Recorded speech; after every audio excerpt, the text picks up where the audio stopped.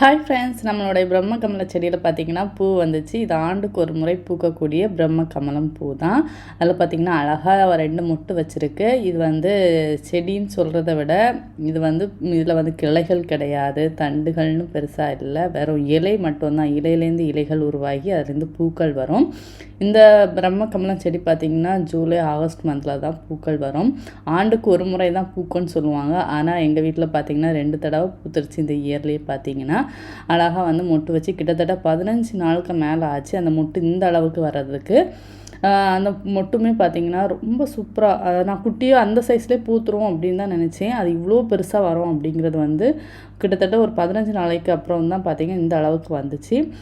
இந்த பூ பார்த்திங்கன்னா இதில் ஒரு சிறப்பு என்னென்னா, இரவு நேரத்தில் தான் மலரும். மார்னிங் பார்க்கும்போது இந்த பூ இந்த மாதிரி விரிஞ்ச நிலையில் இருக்காது. நைட் டைமில் தான் பார்த்திங்கன்னா இந்த மாதிரி பெருசாக பூக்கும்.